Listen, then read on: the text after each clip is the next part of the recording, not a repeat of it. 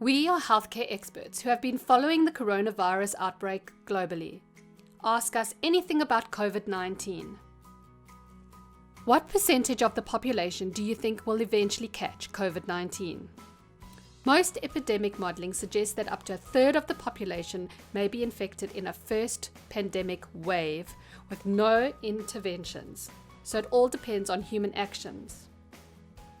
I heard the Spanish flu hit so hard the second time around because it mutated enough to affect people for a second time who now had a weakened immune system. Is that possible? Are you concerned about contracting coronavirus yourself? How safe do hospital workers feel caring for the patients?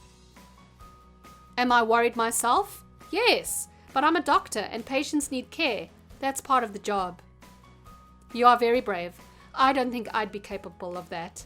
Thank you for everything that you're doing. 2 concerns.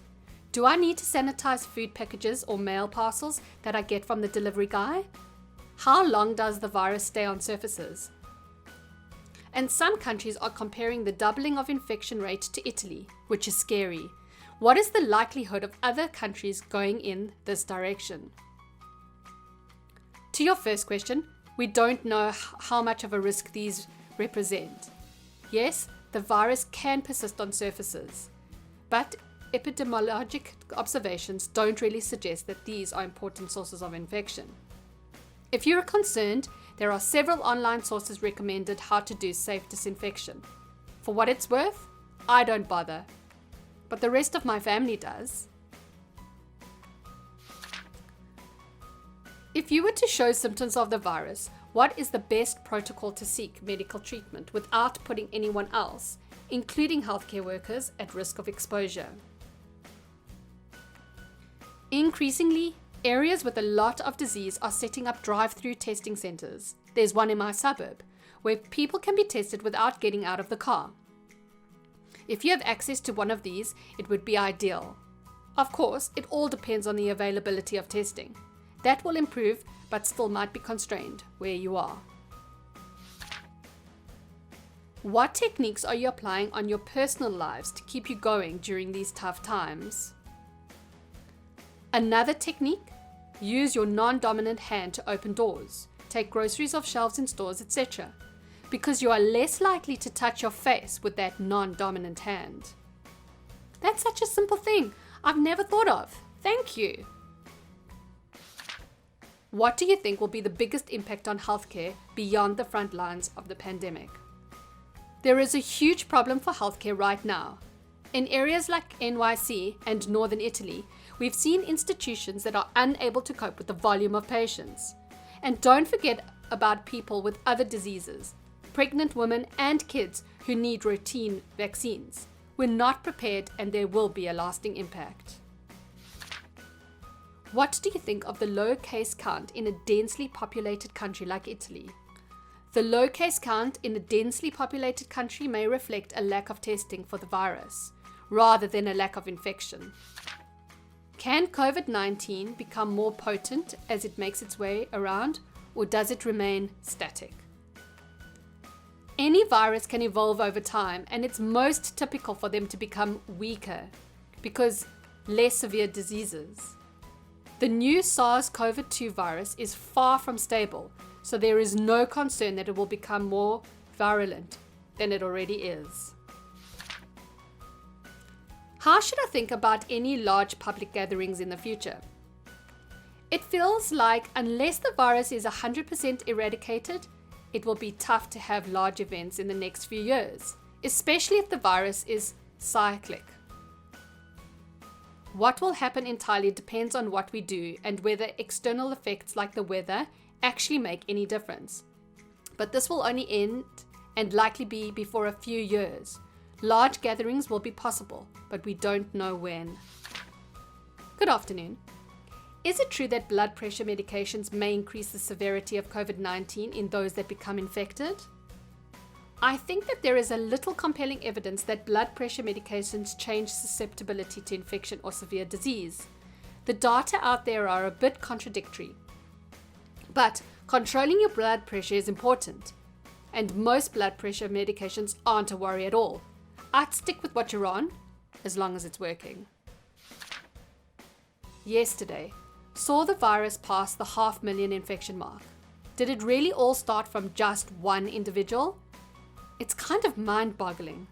Just how contagious is this thing? The virus did start from one or a relatively small group of people who likely contracted it from an animal. But this is how many infections work. They grow exponentially rather than linearly.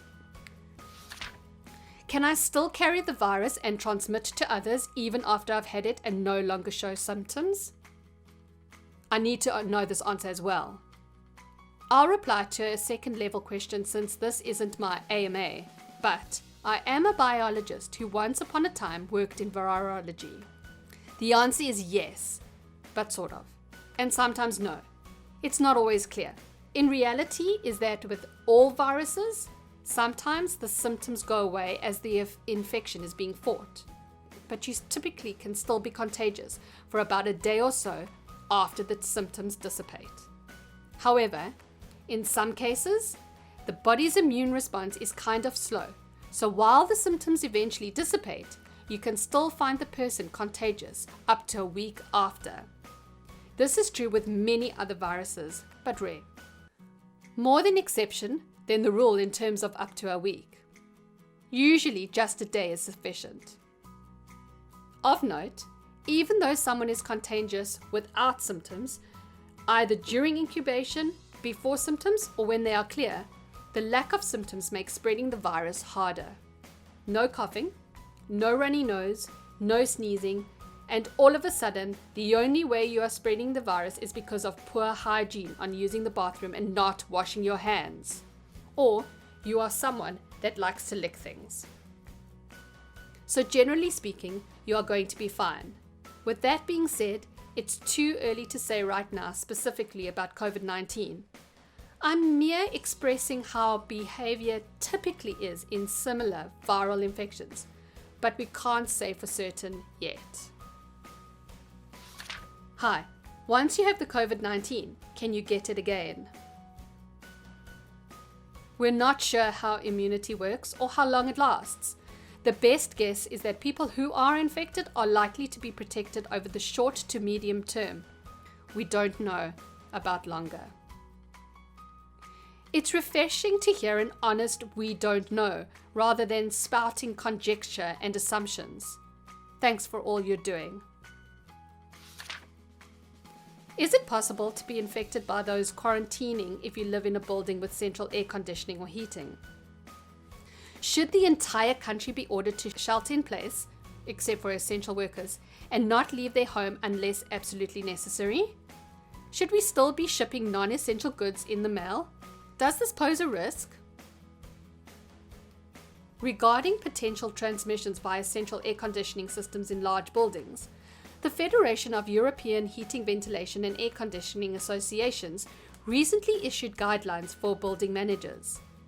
They say heating and cooling systems can be operated normally as there are no direct implications on COVID-19 spread. They also advise opening windows to get as much outside air as reasonably possible. Is it true that COVID-19 can stay in the air for a couple of hours?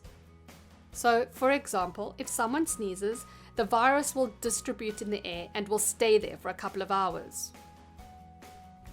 One study published in the New England Journal of Medicine found that at least some of the virus particles from a simulated sneeze or cough stayed in the air for at least 3 hours. But the researchers stopped measuring at 3 hours. So it's possible some virus particles are still in the air after that. My question is for Hazel. Thank you all for doing the AMA.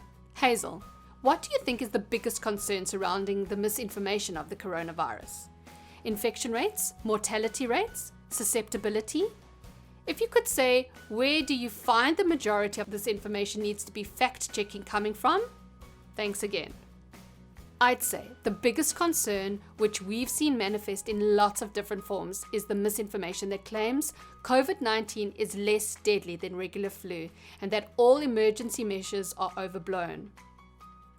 Often, Misinformation of this kind includes allegations of political conspiracy and suggestions that authorities are using this virus to gain control over their citizens. Calculating mortality rates during a disease epidemic is difficult, in part because the numbers of death and patients constantly change. Calculating mortality rates during a disease epidemic is difficult, in part because the numbers of deaths and patients constantly change. But on March the 11th, Dr. Anthony Fauci stated that it is 10 times more lethal than the seasonal flu. Is it safe to go out and run, cycle, workout without a mask? No contact with others? We also got this question during a separate chat. Here's what Dr. Isaac Bochok, an infectious disease researcher and scientist, had to say. Oh yeah, most provincial or state guidelines suggest it is just fine. Just space it out. And no crowds.